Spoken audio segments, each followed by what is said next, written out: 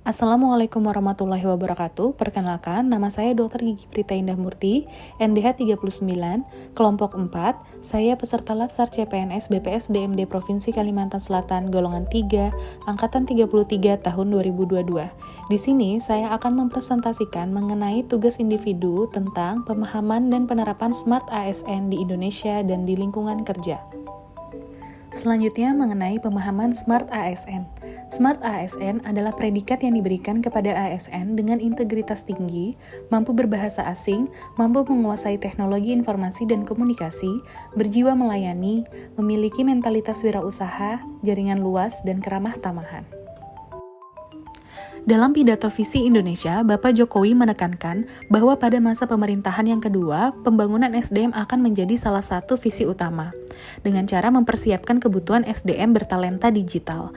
Kemudian, Bapak Menteri Kominfo menyampaikan pentingnya peningkatan literasi digital untuk masyarakat.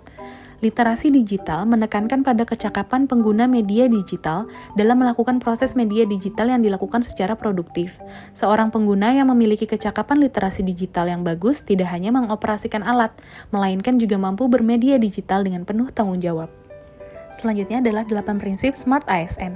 Yang pertama ada integritas, kedua nasionalisme, ketiga, profesionalisme, keempat, berwawasan global, yang kelima, menguasai IT dan bahasa asing, keenam, hospitality, 7, networking, dan terakhir, entrepreneurship. Baik, yang pertama adalah integritas.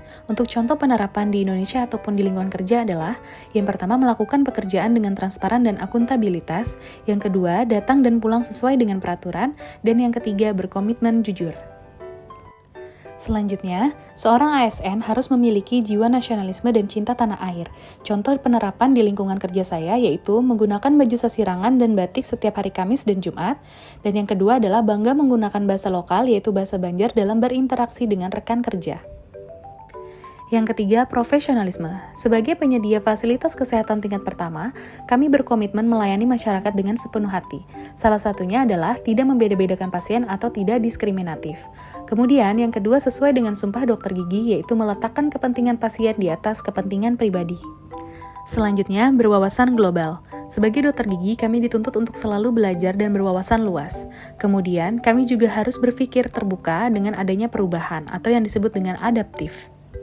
Selanjutnya ialah penguasaan IT dan bahasa asing.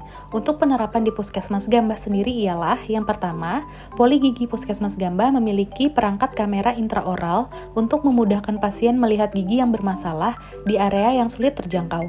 Yang kedua, mengasah kemampuan bahasa asing dengan membaca jurnal bahasa Inggris. Yang ketiga, menggunakan sosial media untuk hal yang positif. Puskesmas Gambah memiliki Instagram untuk melakukan edukasi mengenai masalah kesehatan. Hospitality. Di sini kami sebagai penyedia pelayanan kesehatan melayani dengan 7S: senyum, salam, sapa, sopan, santun, semangat, dan sepenuh hati.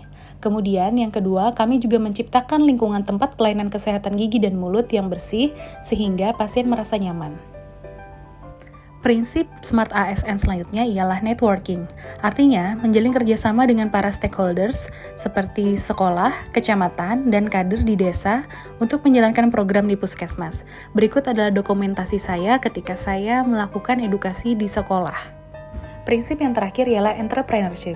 ASN harus memiliki jiwa kewirausahaan yang ditunjukkan dengan sikap kreatif dan inovatif.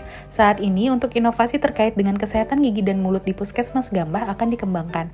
Saya akan membuat media edukasi berupa video interaktif yang menarik minat anak-anak dan nantinya akan bisa diakses di gawai masing-masing.